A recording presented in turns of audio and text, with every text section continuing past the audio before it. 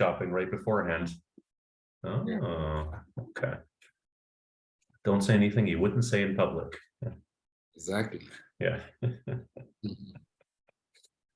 I'll try. Usually I'm appropriate. I'll cut down the swear words. Yeah. Yeah. We'll see how it goes then. Yeah. Absolutely. Excellent. And how are you? I'm fine. I'm okay. Excellent. I guess I shouldn't, now that we're being recorded, I shouldn't ask how's the family, how's everything going? Yeah, this is all public content now. Yeah. So let's give it a minute and Sure. then a minute calm down, and then we'll start. Wonderful. Right.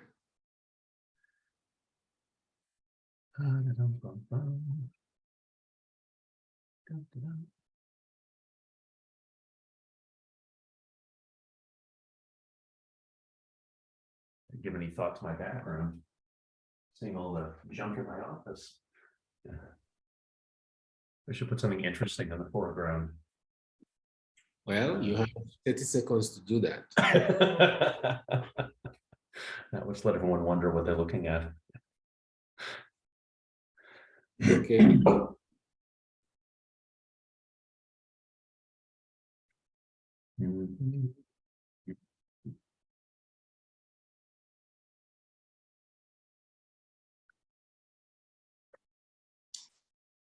Right.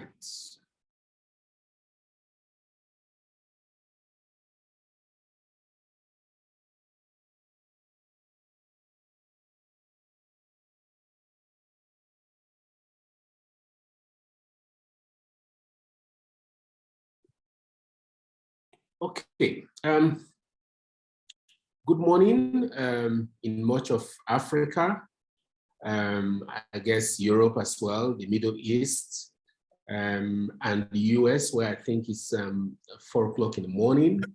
I know that there were a few people who, registered for this event from the US, but I don't see any of them yet, and I won't blame them for not being able to stay up to this time at 4 o'clock in the morning. My name is Christopher Isike. I'm professor and director of the African Center for the Study of the United States at the University of Pretoria, ACSUS-UP, on whose behalf I welcome you to our last webinar for 2022, since our pre-launch in February. Now, at the African Center for the Study of the United States at UP, our overarching goal is to promote US literacy in Africa through public dissemination of knowledge from transdisciplinary research, teaching and learning, offering Africanist knowledge-based advisory services, and developing policy briefs for African governments and the African Union that will inform a continent-wide Africa-US policy. Our approach also enables us to not only foster knowledge-driven engagement between Africa and the United States, but also to understand the United States in all its ramifications as a way of also understanding ourselves in Africa, given the cultural connections, cultural ties that bind us together. In this way, we are broadly able to make sense of the US in different African contexts, ensuring relevance to our particular context in the continent. It is in this sense that we are looking at a cross-cutting issue of interest, the question of white fragility, white nationalism, and politics in the United States. In South Africa, for example, race is a defining lens and feature of politics. And understanding this phenomenon in the United States can also help us understand its manifestation and trajectory in South African politics. Drilling down to the question of belonging, who can and who can't, who should and who shouldn't, dare dream of being elected into political positions in South Africa. For example, our webinar today is titled White Nationalism and Congressional Politics in the American South, and its purpose is to answer the key question of the extent to which white nationalist groups and individuals influence congressional representative conservatism in US politics.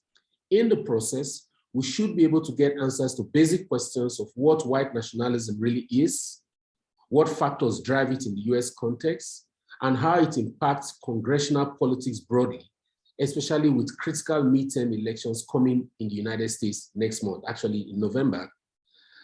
So even though issues of ethnocentrism, out-group prejudice, and racial fears have always impacted political attitudes and voter behavior in US politics, how social movements predicated on these beliefs shape political outcomes is only now beginning to emerge. That's why, off the back of one of the latest research articles on the subject, we decided to invite one of the authors of this research to directly speak to us today. Colleagues, distinguished guests, ladies and gentlemen, as moderator of this webinar, it is my honor to introduce our guest speaker, Dr. Ariel Zellman, who I met a few weeks ago at the American Political Science Association conference in Montreal in Canada. I would now want to just read us a brief bio of Dr. Zellman, and then tell us a few of what to expect, a few things in terms of housekeeping. So Ariel Zellman is a lecturer in the Department of Political Studies at Bar-Ilan University in Ramat, Gan, Israel.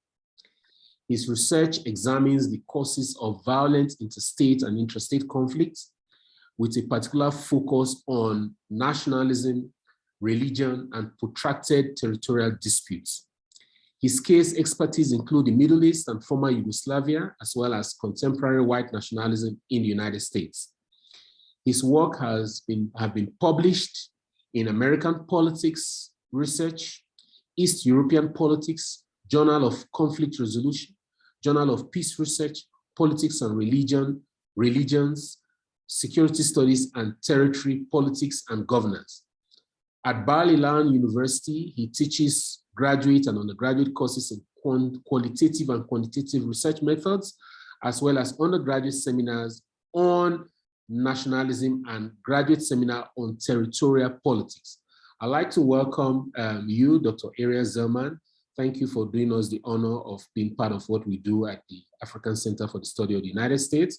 Now, in terms of housekeeping, Dr. Zellman shall speak for about 30 to 35 minutes, after which we shall have a question and answer session for about the same time, and then I will wrap this up so that we can all get back to the rest of our Friday, and those who still have time to sleep, assuming that we will have our American friends join us, we'll get some time to sleep. Dr. Ariel Zellman, you now have the space. Wonderful, thank you. Honestly, before getting into the talk, I really want to thank you all for attending. Friday morning is a busy time for everyone. I've just returned from the grocery store myself, so things are busy. But I'm really very excited to share this. Well, I suppose excited is the wrong word. This is very depressing research, but I'm very happy to share this research with you all.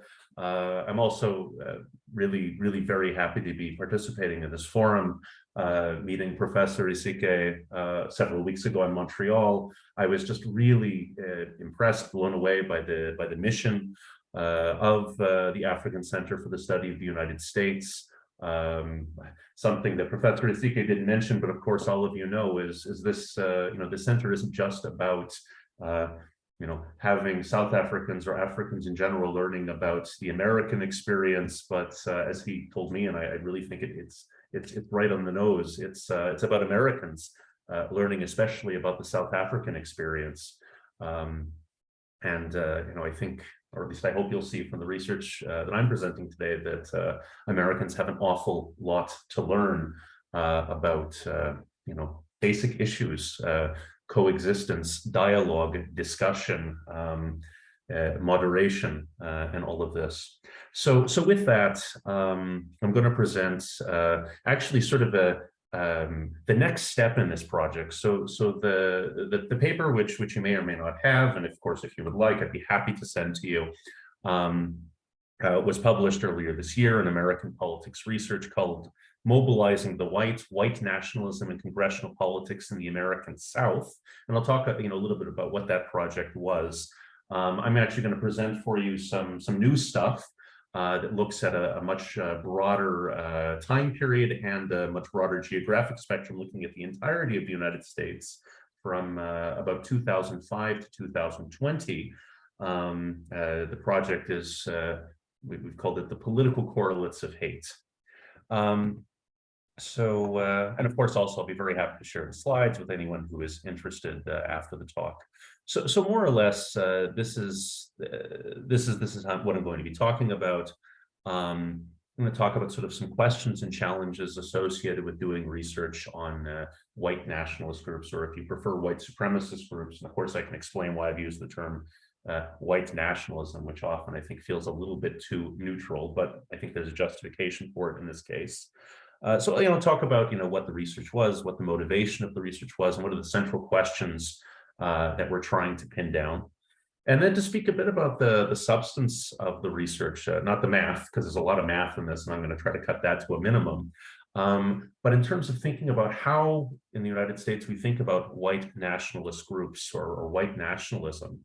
And I've taken some framing from research in sociology about perhaps the importance of looking at white nationalism not simply as an extremist ideology, not simply as a group of violent people, but also to think about this as a social movement.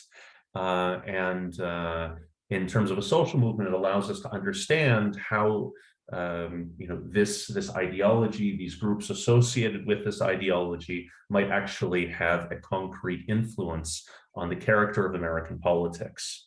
And then at the end, I'll talk about some of the actual results, what we pulled up, what I think we should pull out of this research, and I'll talk about sort of future directions of this research, as this really is a research agenda in development. Okay, so the basic framing question, as Professor Isike put so clearly, is to what extent do white nationalist movements contribute to the election of more radically conservative congressional representatives? So I'm sure you're all basically familiar with the American political system. The legislature has two houses, House of Representatives and the Senate. The Senate, there are sitting 100 voting senators, 2 representing each American state, whereas elected on a rolling cycle where senators have 6-year terms, and ostensibly they represent the entire state, the entire province.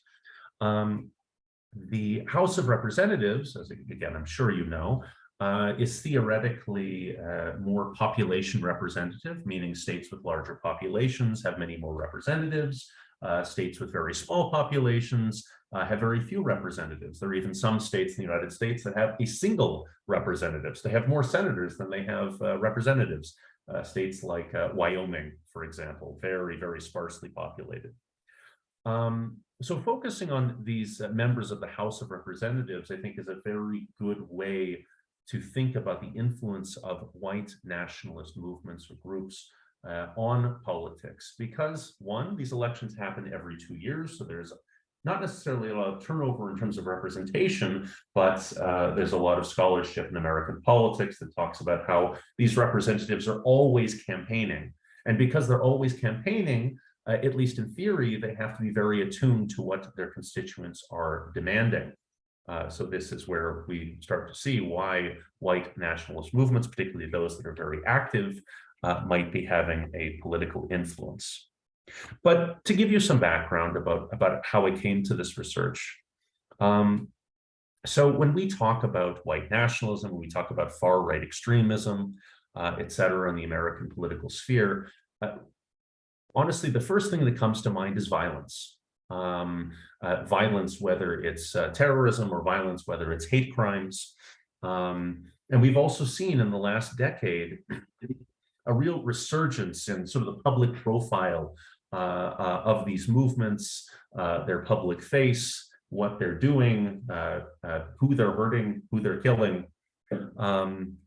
And there are a lot of scholars that would tell us, the 2008 election of Barack Obama, and certainly the 2016 election of Donald Trump, witnessed a very large increase in far-right hate crimes in the United States, as well as rallies, marches, protests, and significant online presence of white nationalist groups.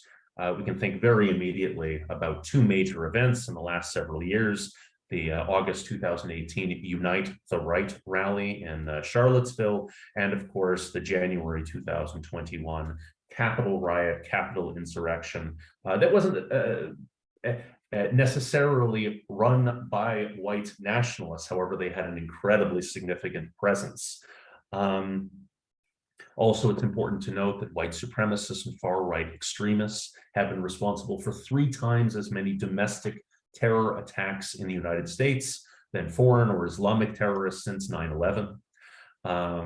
More statistics: far-right organizations and individuals have been cataloged by the FBI as responsible for 73% of American domestic-related fatalities, so attacks involving deaths, between 2009 and 2018.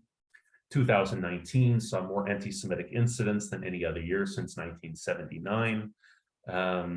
And 2019 was also the most lethal year for domestic violent extremism in the United States since the 1995 Oklahoma City bombing, which was also conducted by a white nationalist. And indeed, white supremacist extremists, this is using the FBI's terminology, have been responsible for more attacks and deaths than any other ideological group in this period. So in terms of violence, I mean, this is an incredibly present and incredibly relevant phenomenon that Americans are really just beginning to wake up to. And part of the reason why this might be is that these folks are not operating in a bubble.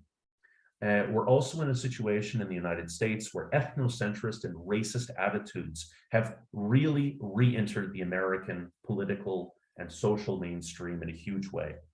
And this is very significant because, you know, racism, racist attitudes, exclusionary attitudes, prejudice, bigotry, whatever, we know this exists across the world. We know this is foundational to important elements of the American experience. However, at least for this brief period between the early, or I should probably say the late successes of the American civil rights movement until maybe about 10 years ago, there were things that people didn't say in public, even if they believed them. People were particularly disturbed when they saw their politicians or social activists engaging in racial hostility, racist discourse, etc. And there's research that's showing that today Americans don't care. They sort of accept this as part of the normal day-to-day American politics. There are lots of theories about why this is happening. A big element of this are about, I mean, exactly what Professor Ezike said, issues of white fragility, white fears of losing their majority status, or perhaps more importantly, their dominance and control of American politics, obvious resentment of out-group advancement, meaning when people who are not white are seen by white people as doing better than them, or forget better, relatively better than they were. We talk very often, both in social movement theory and in literature regarding intrastate violence, things like civil wars, insurgencies, all of this, the role of relative deprivation, relative position, the idea that when dominant groups see groups that are relatively deprived doing better, it also makes them feel like they're having a loss. And these kinds of factors have been shown quite systematically to drive support for the Tea Party in the early 2010s, and then later for Donald Trump. Also, we see that outgroup hostility, people who engage in hostility against non-whites in the United States, strongly predicts white hesitancy to support minority political candidates in both the Democratic and Republican Party, white flight from the Democratic to the Republican Party, white opposition to the Black Lives Matters movement, and also correlates very strongly with eroding commitments in the United States to democratic norms. And then, of course, it's also very important to note, even aside from folks like Donald Trump, we're seeing a growing alignment of a number of high-profile Republican representatives with rather extreme right views, whether they're Matt Gaetz, Marjorie Taylor Greene, Steve King, Mary Miller, Elise Stefanik. The list seems to get longer every year. And many of them are running for office in the upcoming election.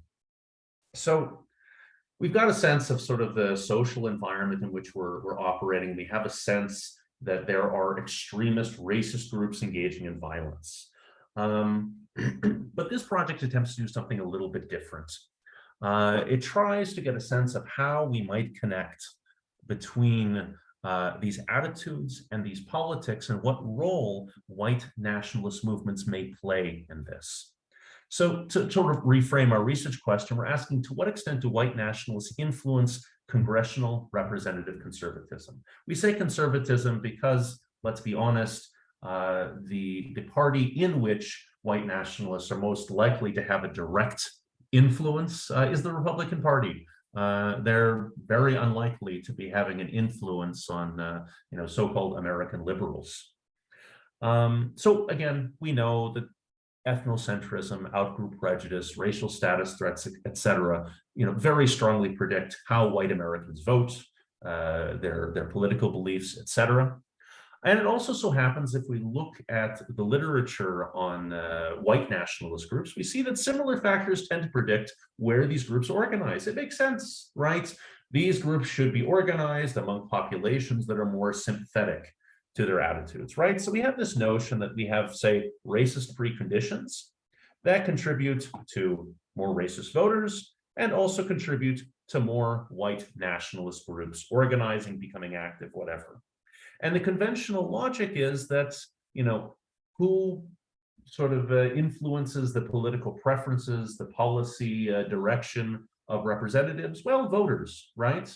Voters organize, voters express their views. So if you're being supported by a very racist voter base, then your policy preferences will move accordingly. However, in this research, we want to ask this question, well, maybe white nationalist groups themselves are having some kind of distinct and identifiable influence on who is elected to Congress and what their subsequent policy preferences are. Maybe it's not just that these racist preconditions are predicting these two things simultaneously, but perhaps white nationalist groups are themselves either influencing congressional representatives directly, or perhaps they themselves are having an influence on what we're going to call here racist voters. So definitions are important. And I've tried to provide a lot of citations here for anyone who wants to read further into the literature. People much smarter than myself have talked about these issues, and I'm happy to share all of that material. But generally speaking, in this paper, at least when we're talking about white nationalist groups, we mean named organizations whose agendas are largely dictated by their concern with protecting what they believe to be threatened white racial identity. So when we're sort of labeling these groups, they tend to fall under these categories: alt-right, Christian identity, which is an extreme, explicitly racist church, identitarians, a more familiar label in Europe, the Ku Klux Klan, neo-Confederates, neo-Nazis, racist skinheads, the list goes on. When we're talking about racial threats, obviously there are sort of symbolic kinds of threats that are very hard to capture. So primarily we focus on directly observable things related to issues like economics, geography, demography, etc. So here we're going to identify racial threats as changes in the socioeconomic, demographic, and political status quo that members of the dominant racial group, in this case, American whites, usually American Christian whites, perceive as challenging their privileged access to economic resources and political and social power. So here, what would we consider them threatening? Ethnic diversification, the election of non-white elected representatives, relative socioeconomic status shifts, like I spoke about several minutes ago. And finally, when we're talking about this issue of radical conservatism, we can say that it's generally a body of policy concerns and political attitudes that's, at least in a formal sense, are certainly accepting of ideas of popular sovereignty and majority rule, certainly so long as whites remain the majority. Yet they're fundamentally opposed to key values of liberal democracy, especially minority rights and pluralism. So this also gets termed other places, perhaps populist conservatism, pseudo-conservatism, reactionary conservatism, Trumpist conservatism. Most of the time when we're talking about this, all of these terms really are referring to the same thing. So one question we have to ask ourselves is, well, where do we find these groups organizing, these white nationalist groups? Well, one easy one is the American South, for very obvious reasons. Legacies of hate, legacies of slavery, social and historical preconditions that make the region much more conducive to the organization of hate groups. But also there's literature that expects that these white nationalist groups will organize in areas where whites are experiencing ethnic and racial diversification, increased relative economic alienation, etc.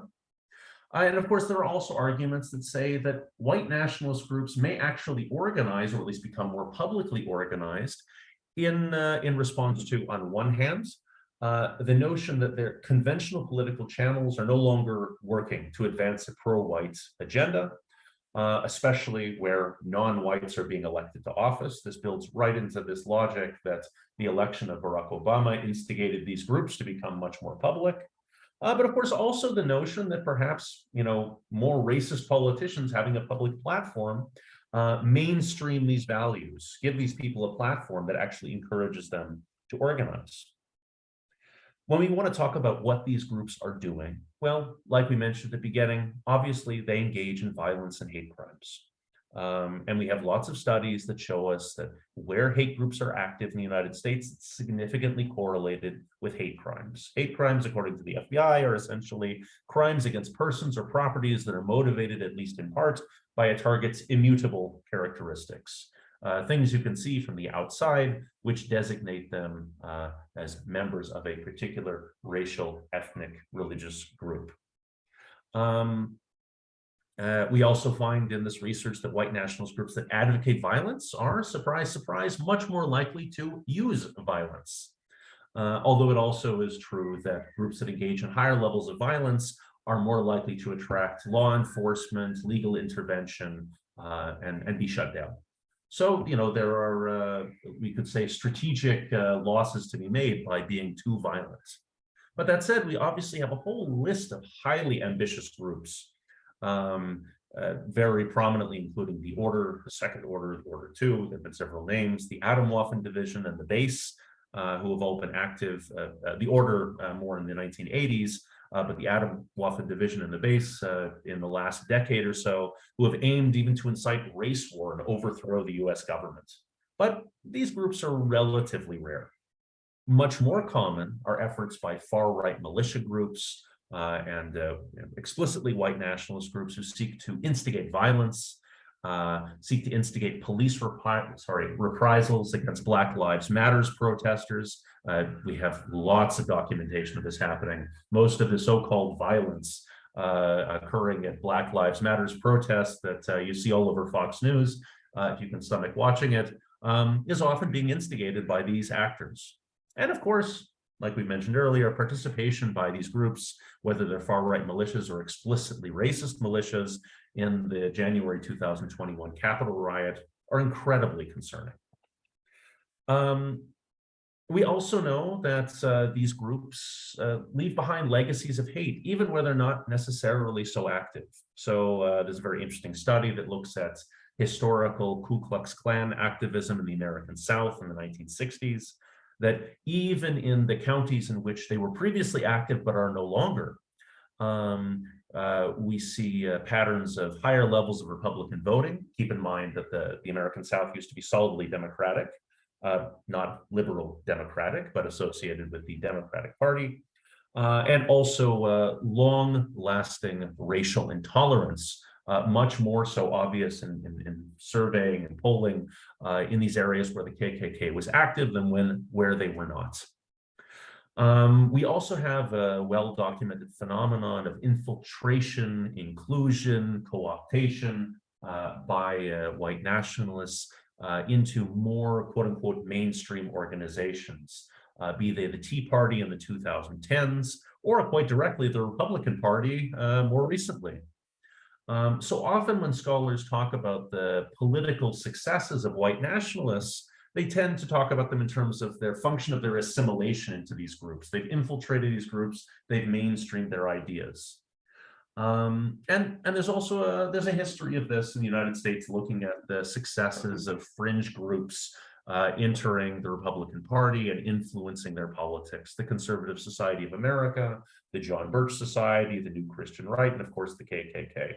And in all honesty, if we're being fair, I mean, this is a phenomenon of social groups. This happens in the Democratic Party as well. The Democratic Party has been described as a coalition of very diverse interests. So this is something that really we should expect. It's not an exceptional phenomenon. It's one that's very well documented. But to do this, we have to take a step back from how we think about white nationalist movements, white nationalist groups. Like I've said, I think several times during this talk, that there's a tendency to focus on them as violent criminal organizations, which in many cases they are. There's absolutely no denying it. However, to think about them as having a political affect requires that we also think about them perhaps as a social movement.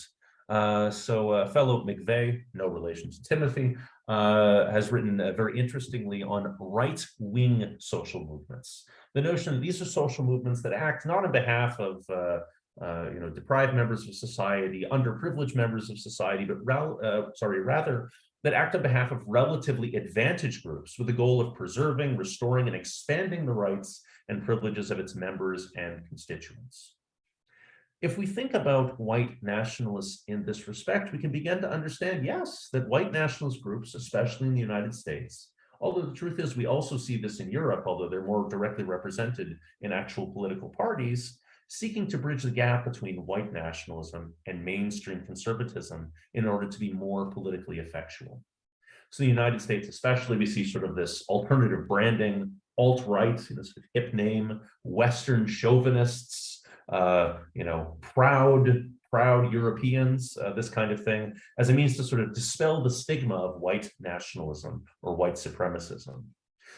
We also see these groups and their membership engaging in all kinds of social movement strategies, on-the-ground activism, rallies, counter-protests to quote-unquote leftist causes, whether it's Black Lives Matter, removal of Confederate statues, etc., and also these we call Groyper challenges to conventional conservative platforms online, basically engaging in this sort of racist outbidding in terms of discourse in these public forums.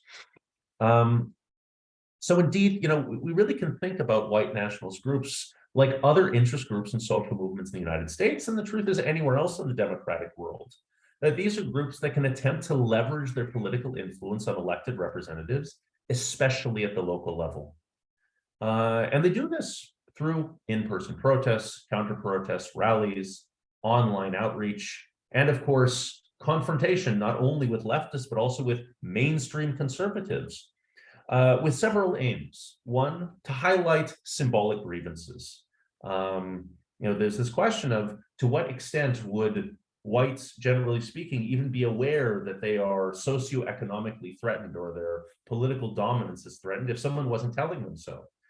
This is a key function of social movements, to raise issue awareness. Also, obviously, they organize in order to recruit new members, sensitize and mobilize sympathetic white audiences. Again, using this kind of language, making people think, oh, maybe I am threatened by this non-white person down the street, even if they wouldn't have thought about this in these direct terms previously. And then, of course, to leverage this consequent popular resentment and mobilization to pressure congressional representatives to adopt more radically conservative policies, or to boost political challengers who are willing to cater to these agendas and attempt to depose more mainstream representatives. To use sort of a slightly more technical term, that they want to activate social racial boundaries and fears among whites. So we're left with a situation where politicians who want to represent these populations have to decide whether they'll reject, ignore, or certify these emerging grievances. And in the United States, where politics are deeply polarized, where there is very little transfer between party voting, you're basically either voting for Democrats or either voting for Republicans, the race to the ideological bottom is very real. It's a very serious concern, and it does happen. So there are clear incentives if you feel like this is going to boost your chances in an election to cater to these agendas.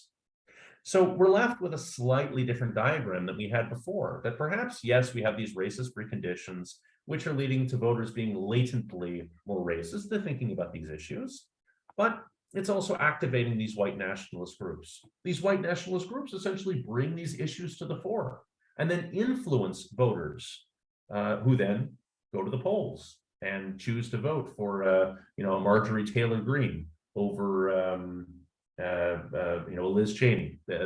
Obviously, they're not in the same district, but you get my meaning.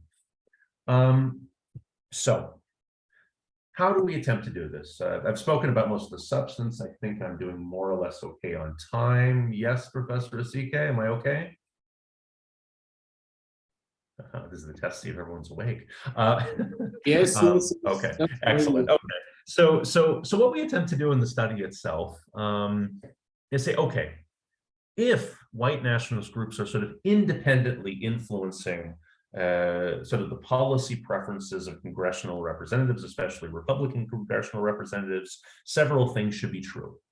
So the first thing should be, we should look at these antecedent conditions. What's leading to white nationalists mobilizing? If we want to demonstrate that white nationalists are having an influence on the policy preferences of elected representatives, we also need to demonstrate that the things that we would typically assume would contribute to the mobilization of these groups don't explain these policy preferences of who's elected. So we want to look at what factors best predict whether white nationalist groups are being mobilized.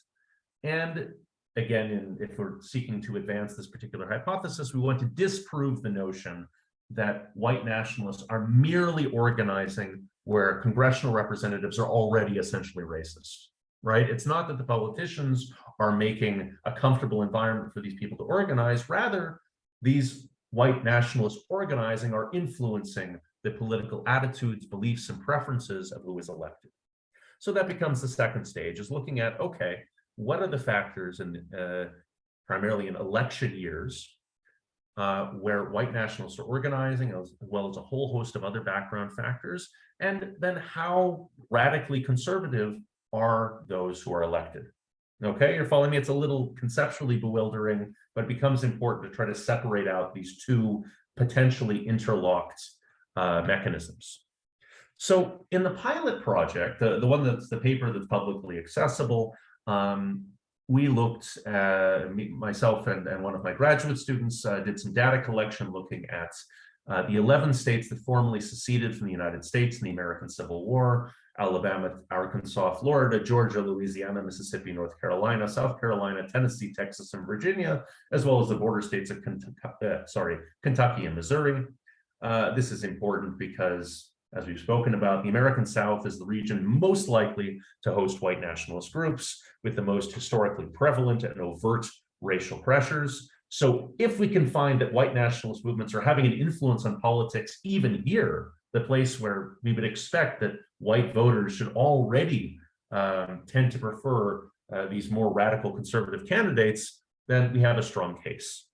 The pilot research also looked at the 111th through 115th Congress, that's 2010 to 2017, which captures Barack Obama's first and second term as president, as well as the first half of Donald Trump's first term. So again, as we've mentioned, this is the period in which white racial hostility and white status anxiety really made its most notable resurgence in American politics. So again, this would be sort of the place where we would think white nationalists don't need to organize in order to contribute to more racist outcomes. Basically, fragile white voters should already be voting this way. So again, if we find that white nationalist movements are having a significant effect in the American South in this period, we have a strong hint that they're probably contributing independently to the downstream radical conservatism of these representatives. The full project, like I've mentioned, the one that's in development, covers all 50 states from the 109th through the 116th Congress. The goal here being basically instead of 2010 to 2017, that we'll be covering about 2005 to 2020, perhaps even 2022 once we have the data. We have data on white nationalist groups drawn from the Southern Poverty Law Center's 8 map. They've been releasing maps listing what they call hate groups located throughout the United States from the year 2000 to the present as white nationalist groups who categorize the KKK, neo-Nazis, Christian identity, racist skinheads, as well as more moderate groups that we classify as alt-right, identitarian, or neo-Confederates. And it excludes other groups that they also categorize: anti-immigrant groups, anti-LGBTQ groups, anti-Muslim groups, Black nationalists, general hate, sort of a weird category, Holocaust denial, male supremacists, radical traditional Catholics, and hate music. There's a large literature on this that also excludes these groups, so we didn't want to upset the boat, as it were. To measure radical conservatism, we basically turned to the craziest organization we could that consistently rates congressional candidates, the John Birch Society. So this is an organization which has been around in the United States since, I believe, the 1960s. It is famously anti-immigrant, famously Christian conservative, and famously racist, despite the fact that it is not, formally speaking, a white nationalist organization.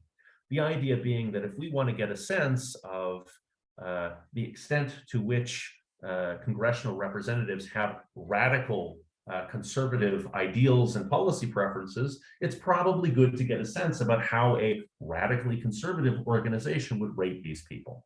So their scores range from 0 to 100, 100 being the most radically conservative. And all the data we have on demographic and socioeconomic information profiles in congressional districts, we drew from the American Community Survey. It's a project that's been around since 2005, that's run by the US Census. It's sort of representative samples of large portions of the American population between the censuses, which occur every 10 years. I won't bore you with what the tests are, but I will tell you a little bit about what we're working on, and then I'll give you a sense of what our results are so far. So, like I said, this is a project in process.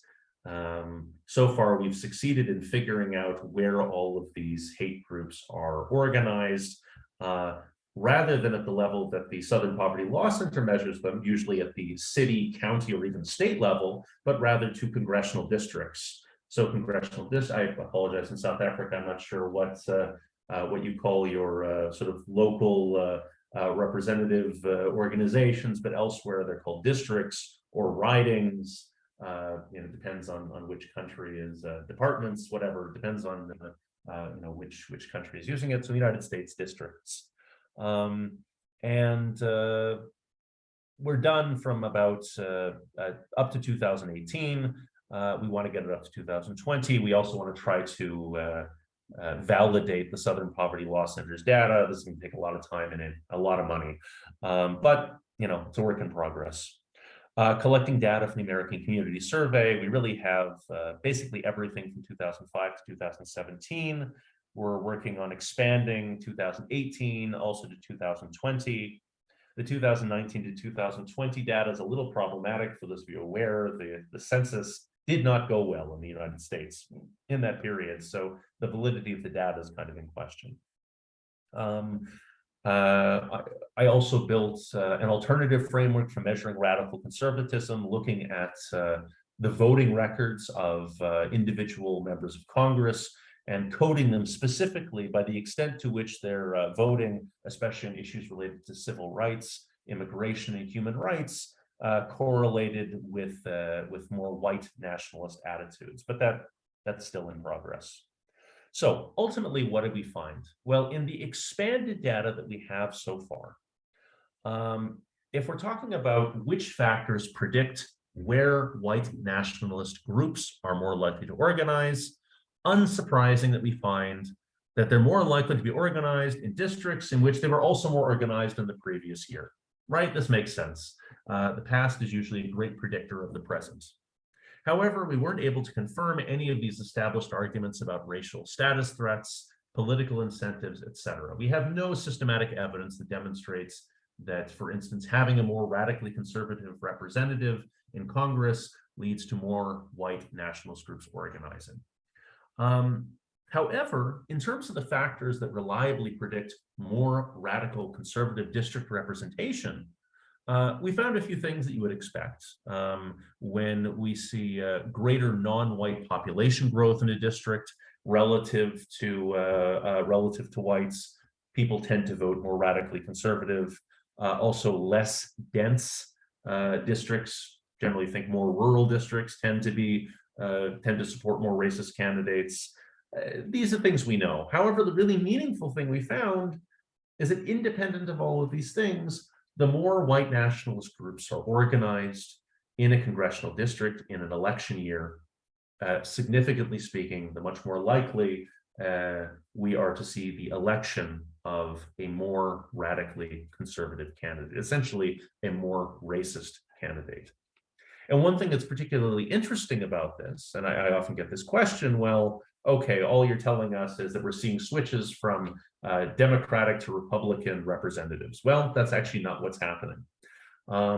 As a matter of fact, we're seeing changes within the Republican Party itself. This isn't representing party turnover. And even more interestingly, it's not necessarily even representing candidate turnover. It's not that usually speaking, that a representative is being replaced by a more radical Republican. Rather, we're seeing Republicans in theoretically safe districts, ones in which they don't actually seem to face meaningful political challenges, expressing and pursuing much more radically conservative policy agendas when more white nationalist groups are active. So again, this just builds into this disturbing trend and this hypothesis that white nationalist groups are really having an influence on the kinds of politics and the kinds of policies that congressional representatives are pursuing. For those that want to digest stats, here's some tables. You can find these things in the paper. I really don't want to bore you with them here. But altogether, most important findings: districts with more active white nationalist groups do tend to elect significantly more radically conservative congressional representatives relative to the previous incumbent, whether that incumbent changes or not. Also, relative to the previous incumbent in terms of percentage change rather than absolute change, just more evidence that this indeed matters. It's also significant that these effects hold even when we're controlling for all of these racial status threat concerns that people tend to believe should influence people's voting patterns. District level racial diversification, relative white socioeconomic status decline relative to blacks, relative to non-whites, level of education, population density, etc. And like I've said before, the notion that these effects are holding even if the same representative retains office. So final takeaways, and then I'd be really happy to be quiet and receive whatever questions, comments, and criticisms you have. I think really important things to take away from this research, even as it's in development, is first that white nationalist groups, at least in the United States, are not merely organized representatives or expressions of racial insecurities and white grievance. Rather, they actually seem to have a concrete and significant influence on the political environments in which they operate. And to think about this in terms of what's actually happening, what are these mechanisms? Well, we're arguing that white nationalist groups capture and amplify these underlying white social discontents. They instigate confrontation with progressive social forces and therefore influence the political priorities and demands of conservative constituencies, essentially conservative voters, who then in turn choose who they vote for on the basis of these preferences. So we should be very concerned about the pernicious political as well as social and criminal effects of white nationalist mobilization in the United States at a local and national level. And that is my presentation. And thank you so much for listening. Well, thank you very much, Dr. Zellman, for your presentation, which I thought was very clearly laid out. The bottom line of your findings, what you have actually said today, is that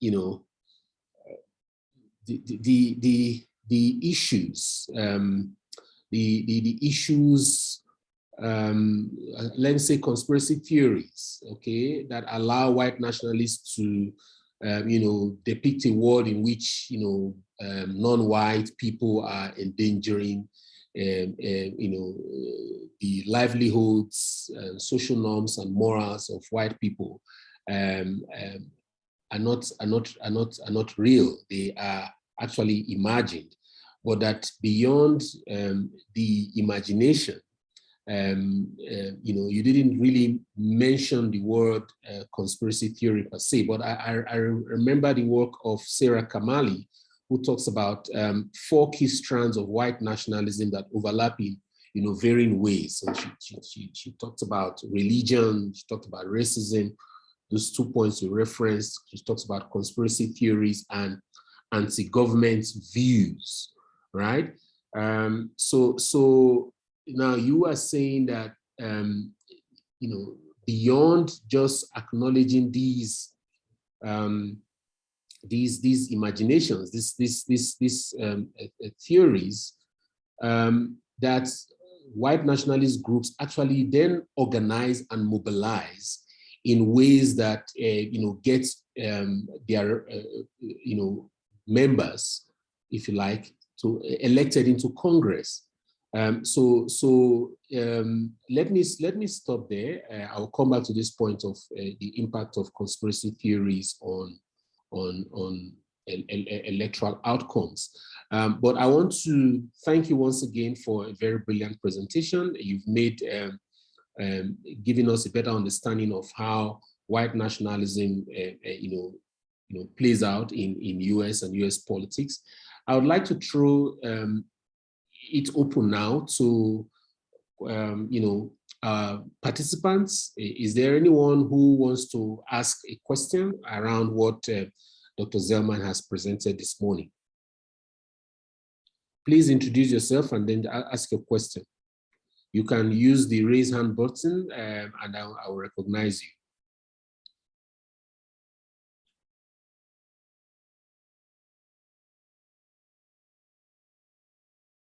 Any questions?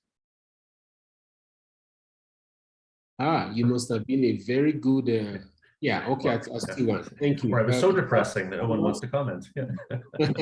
Well, it can be a function of how well you present it. So straightforward and simple, no one needs to ask a question. So I see Thomas Brobert.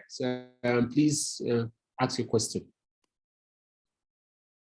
Hi, thanks very much. My name is Thomas Probert. I'm from the Centre for Human Rights in Pretoria.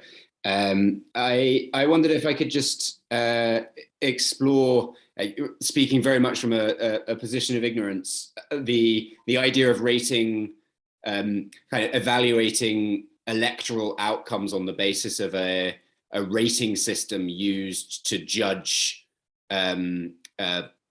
the representatives once they're in Congress is, I think, really interesting, and I hadn't thought of using the John Birch Society ratings. I wondered, there are other ratings out there, I suppose. I think of the NRA ones, but I'm sure there are other organizations. Have you or someone else done some work looking at the extent to which that's a coherent kind of analysis of elected representatives' extremism, as it were? Do we know how those ratings compare and contrast with each other?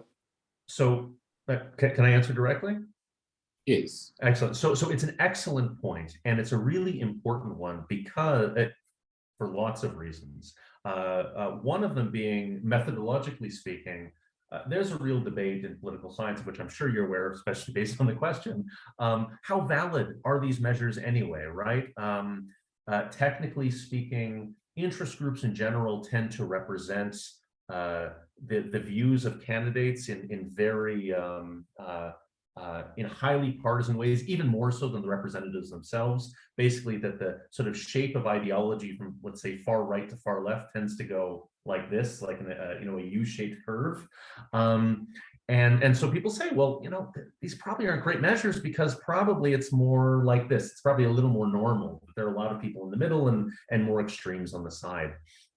So one of the ways that we looked at this, technically speaking, in the pilot project, and then again now in the expanded project, to say, okay, well, let's look at other conventional measures. So there are very conventional measures for looking at political preferences of members of Congress.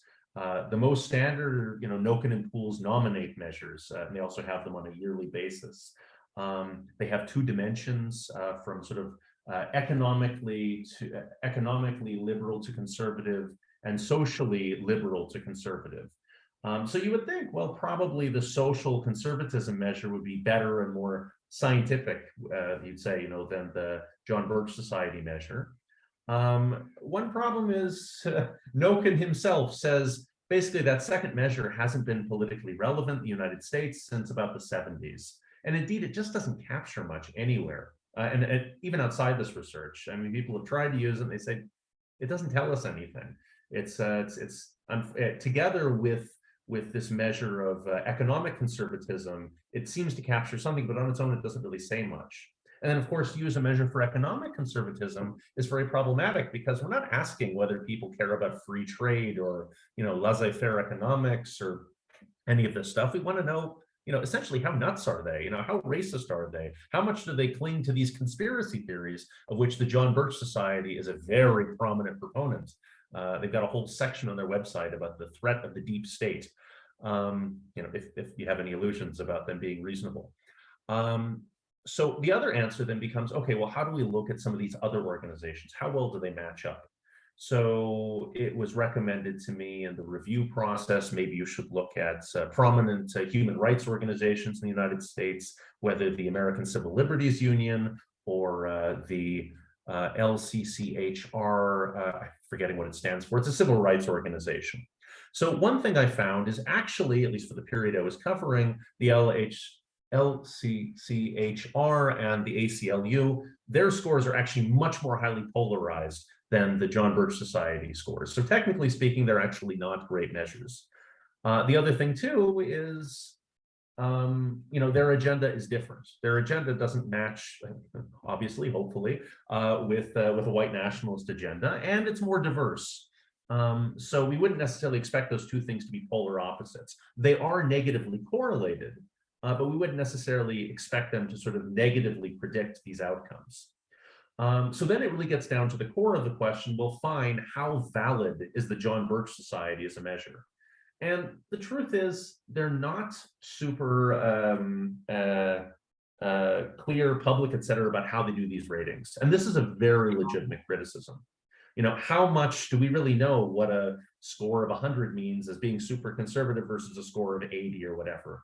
I've got about a 40-page appendix in the article, feel free to peruse, where I try to explore these things and measure it against other measures and try to get a sense of where do we see deviations between more standard measures of conservatism and the John Birch Society to say we're probably capturing the right thing. And this was also the motivation for attempting to build an independent measure of sympathy of congressional representatives, legislatively speaking, for white nationalism. And basically our results were exactly the same. I didn't present those today because I've only done it for the pilot project. And when I do this measure, I really want to do it right, because I believe it could be of great utility to researchers of American politics. But again, only if I do it right. If I do a rush job, it's going to be garbage. So I'm working on it. But I found it very encouraging in the pilot project. We got similar results. So there we go. There's a very long answer to a very straightforward but excellent question. I hope I answered it all. Thank you very much. All right, thank you. Any other question from anyone else? I see two hands up. The first that came was for Spencer Onazi. You've got the space, and then there will be Martin Hembe. Okay, thank you very much, Prof. I thought that I think that the presentation was very electrifying, and I got to learn a lot about the political landscape in the United States. Well, my question is this. Dr.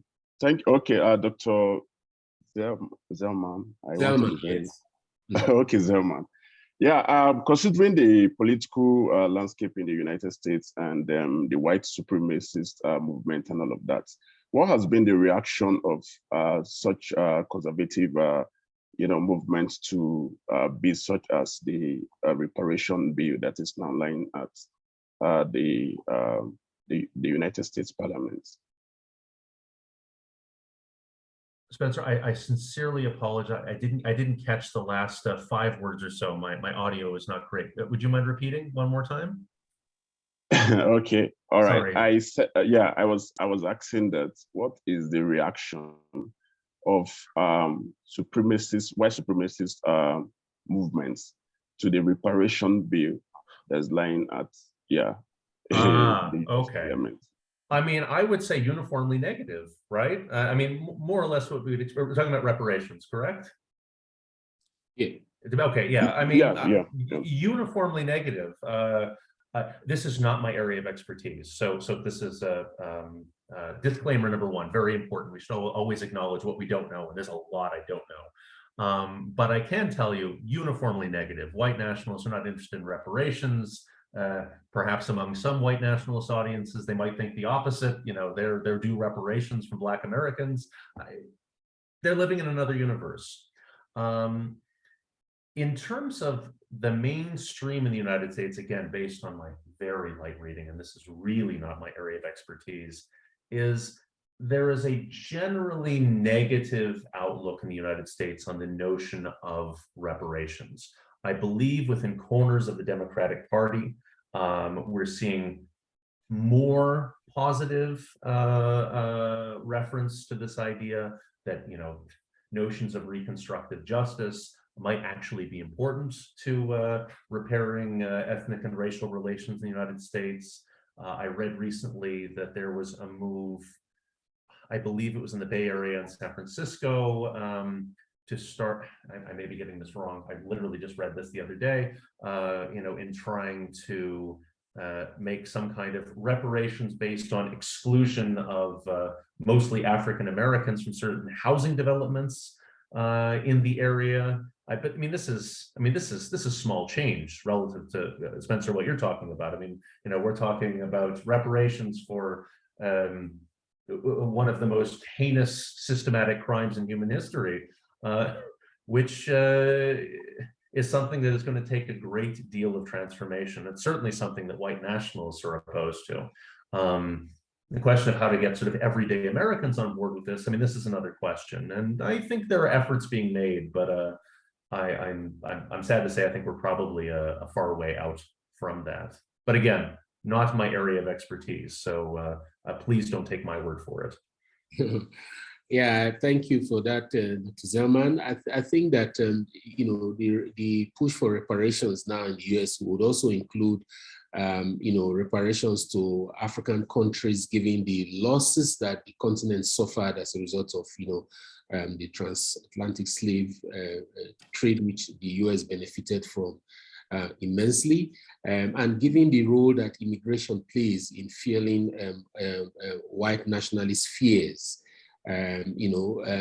Reparations could be, especially to African countries.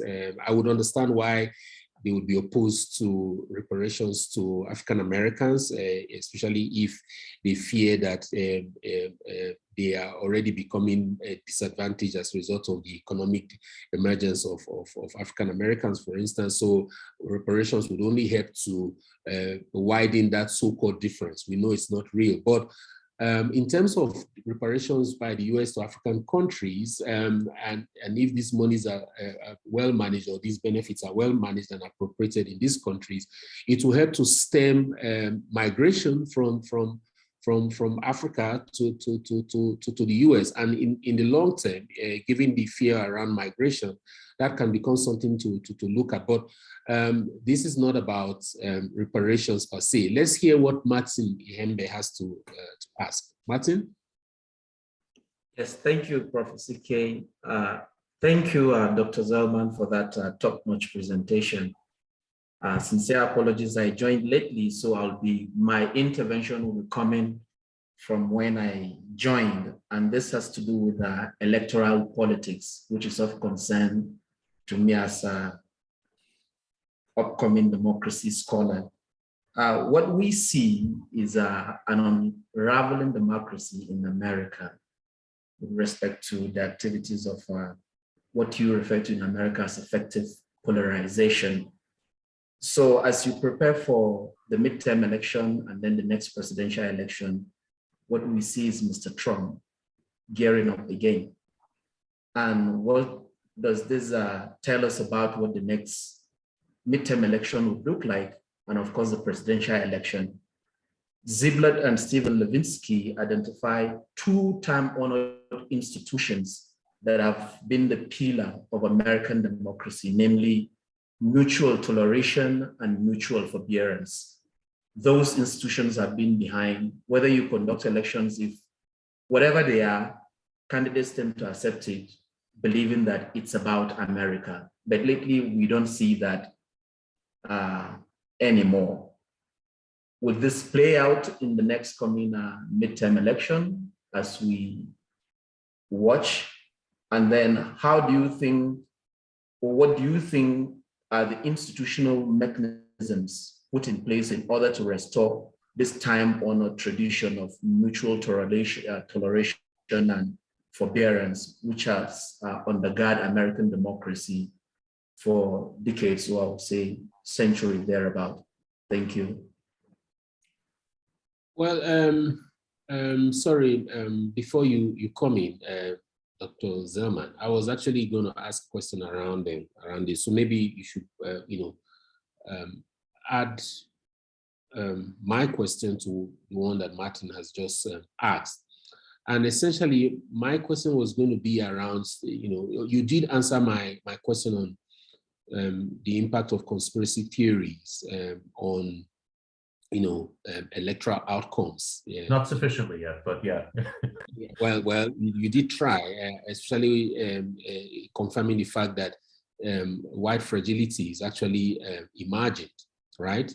But it is clear that the midterm election has also revealed the potency of conspiracy theories, that prop up these narratives of victimhood and messages of hate across, the American landscape of white nationalism. So looking at the election per se, we know that Donald Trump had actually endorsed, I think, 159 candidates for primaries and for the elections, sorry. And out of these 159, 127 of them actually won their primaries for the 2022 elections, right? 127 out of 159, and all of them are proponents of the big lie, of course. So the question I would want to ask is around the impact of the big lie itself on, the November 2022 midterm elections, looking at the big lie as a conspiracy theory itself. So I'm going to try to answer both sets of questions without sounding in any way like I'm trying to dodge the question. So if I haven't answered the question properly, please let me know, because I'm going to try to give a bunch of nuance, and it's going to sound like I'm avoiding, but I'm really not trying to avoid, because I think they're both very important questions. So one thing that I can say about conspiracy theories, that again, by studies by people much smarter than myself, a fascinating thing about conspiracy theories is if one of the things that makes people believe conspiracy theories is the repetition. And it's almost insanity, right? In the very notion of attempting to deny conspiracy theories, those that are prone to believe them even stronger because we're denying them, right? The United States never sent men to the moon. As a matter of fact, it was all done on a Hollywood studio, right? No, that's not true. Come on, this is garbage. We have evidence people went to the moon. Oh, well, by denying it, you're clearly, obfuscating the real evidence, et cetera, right? So the notion of the big lie, in this case, the big lie being that Donald Trump, in fact, legitimately won the presidential election, that it was stolen from him. I've identified the correct big lie, right? There are a few out there, but that's probably the most prominent one right now, right? So even the very notion of bringing things like evidence to the table only convinces the people who steadfastly believe that this election was a fraud, that it clearly must be a fraud. And this speaks to exactly what Martin was talking about, sort of this breakdown of these basic elements of democratic consensus, that our belief in something that has happened or has not happened ends up transcending our ability to process information to understand the extent to which this is not true. Now, this is a well-developed set of mechanisms in political psychology, looking at how people think about issues, how all human beings think about issues. We compartmentalize, we build, frameworks to understand the kinds of ideas we engage with, because none of us have the capacity to think about everything, right? Perhaps one of us is an expert on climate change, so you can speak very passionately, intelligently about climate change. You also have strong emotions about racial justice, for instance, and about caring for the poor. However, you don't have the same level of expertise. Therefore, we tend, as human beings, to default to our beliefs about these issues because we don't have the information to properly evaluate. And this is a very normal coping mechanism. However, one of the critical instruments of democracy is supposed to be that our institutions can survive our idiocy, essentially. So I'll go more directly to one of the things Martin was talking about, is along with this notion of mutual toleration and mutual forbearance, has been this belief, which has been very strong up until very recently, that democracies survive because of self-sustaining institutions. Basically, this belief that we have designed democracy in such a way that it will hold itself up almost independently of the public, almost independently of the politicians, right? The notion that there are things that we simply cannot assail. For instance, the credibility of elections, right?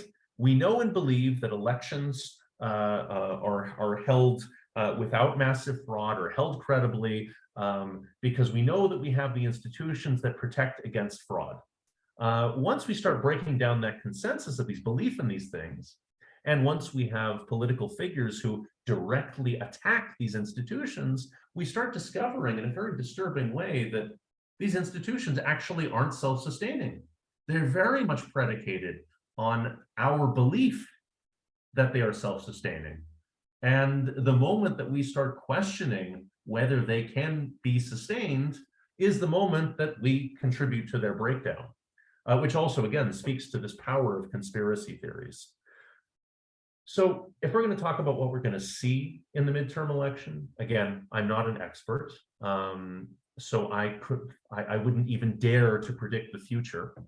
But I would say that I think it is very likely that these Trump-endorsed candidates are exactly the kinds of candidates who are going to continue to push the big lie, who are going to contribute to greater effective polarization in the United States.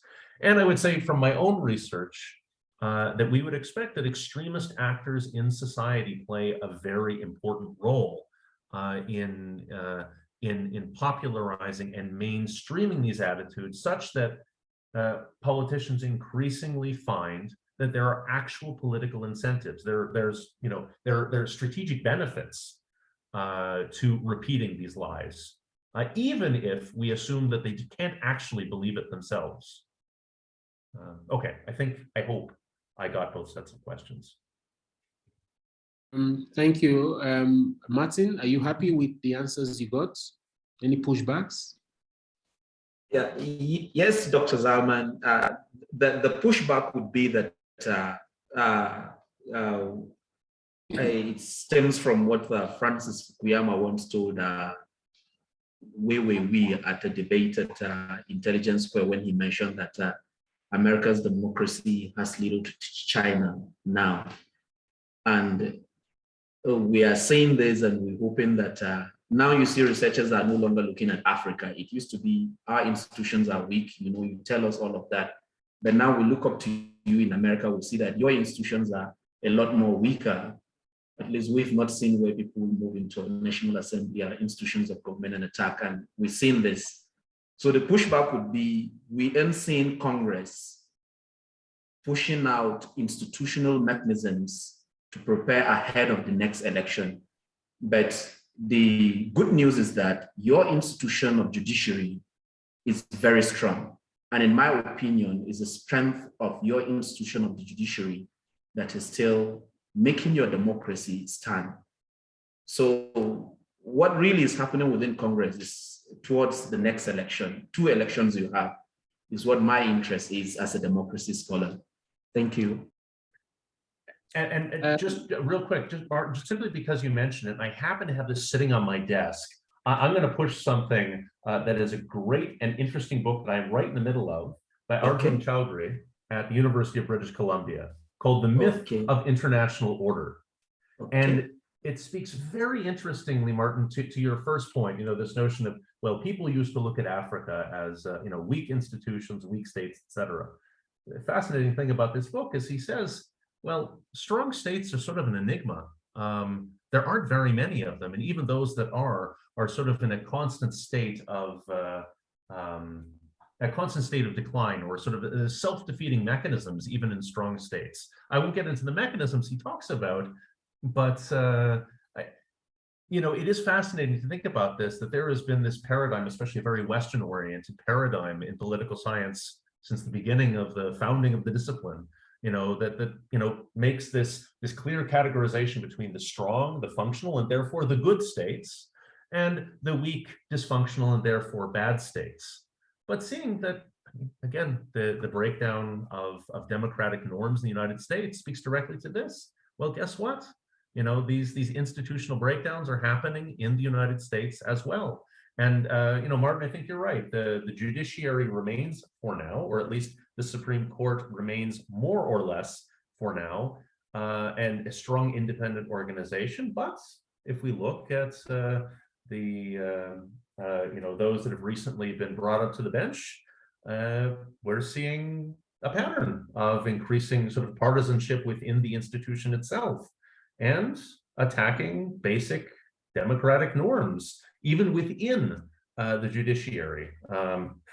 The Civil Rights Act, I mean, for God's sake, these things are happening.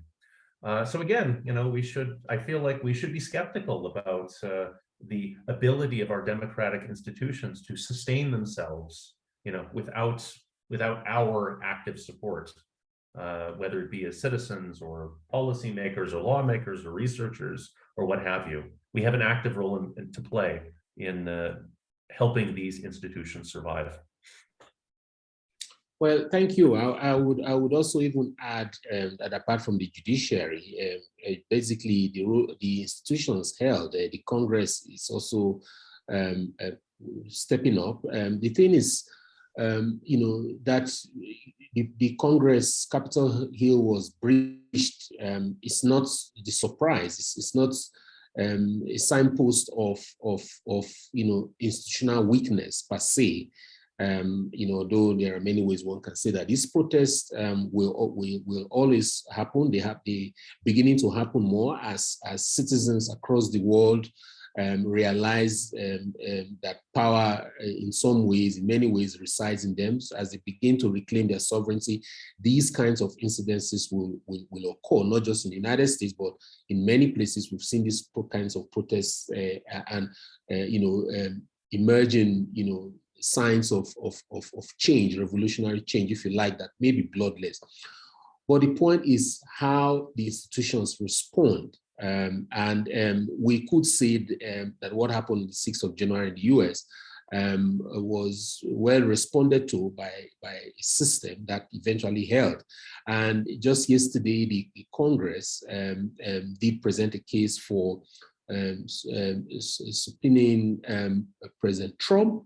We know that he may never appear before Congress to explain or answer questions, but the fact that he's been summoned and made to account for his role in the January 6th, and what I was listening to what Ms. Chinny was saying about trying to ensure that measures and laws are put in place to prevent a reoccurrence is also, for me, an institutional response, this time from Congress, and that should be, commended.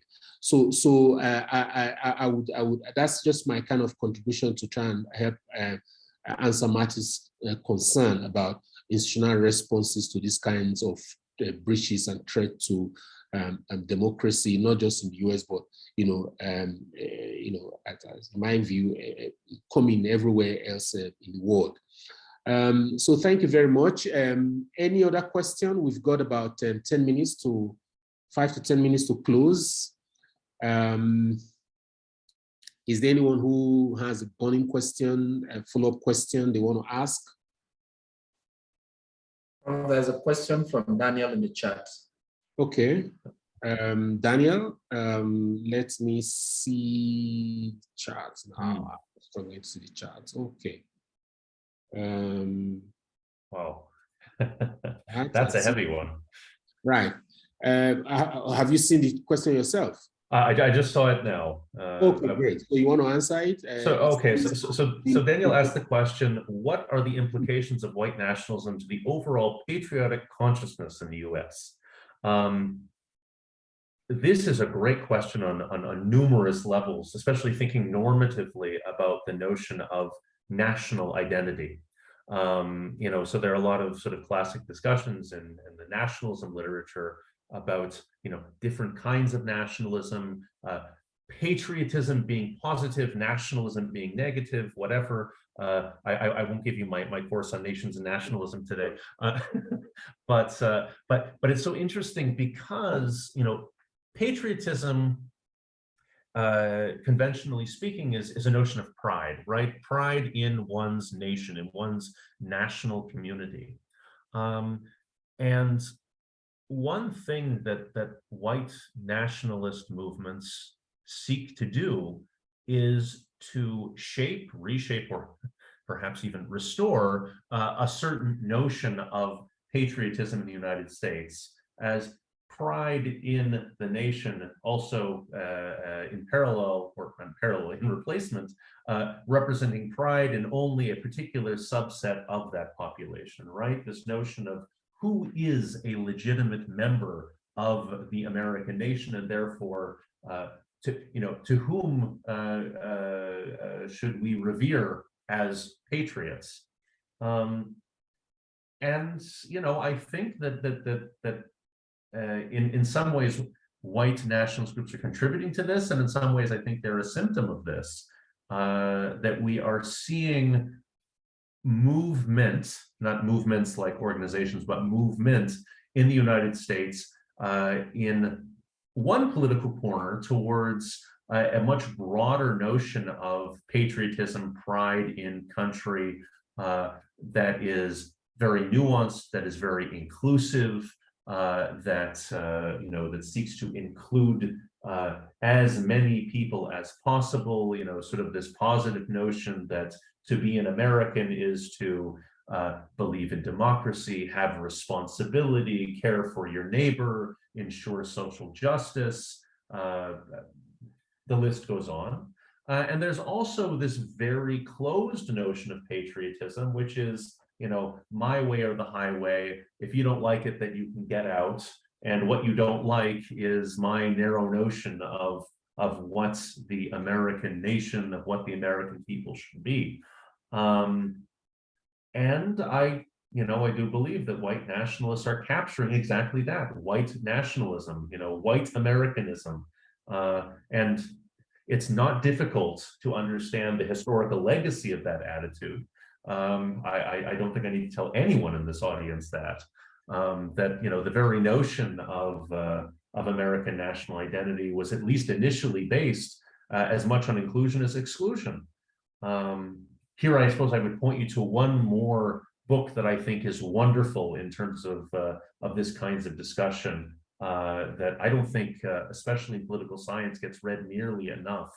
A fellow named Anthony Marks wrote a book called Race and Nation, and he does a comparative analysis of the political role of racism in the United States, South Africa, and I hope I don't mess this up. It's either Argentina or Brazil. Both their sort of racialized political experiences are very similar.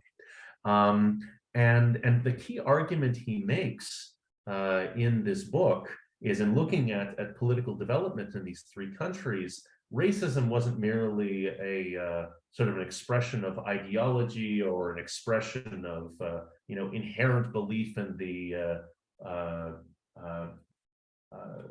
I'm losing my words, I apologize, in the greatness of one racial group versus others.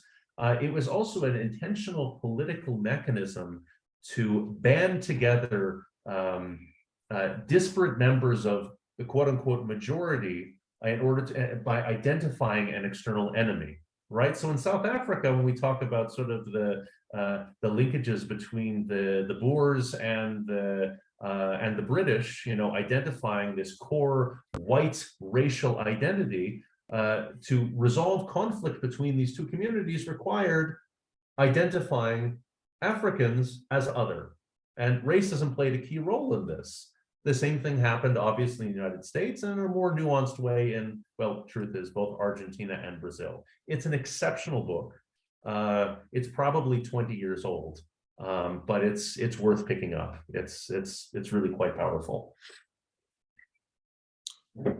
Right, thank you very much. And I think that this is a very good time to bring this to a close. I want to thank you very much, Dr. Ariel Zellman, for taking your time to do this talk. Look, like I said earlier on, our purpose as the African Center for the Study of the United States is to try and promote US literacy in Africa. And our approach enables us to foster knowledge-driven engagement between Africa and the US, but also to understand the US in a holistic manner, not just in its politics, although we talked about its politics today, but an important issue that intersects with its politics in terms of consciousness, in terms of nationalism, in terms of white fragility, in terms of how that impacts on patriotism, which we were just talking about.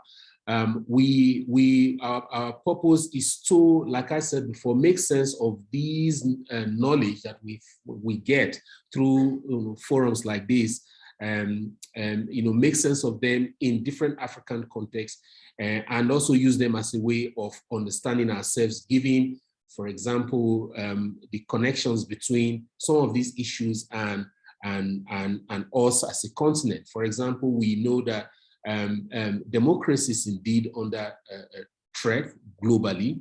There seems to be a global threat of hate, not just in the United States, but around the world, that speak to the rise of new nationalisms, new consciousness that do not bode well for democracy.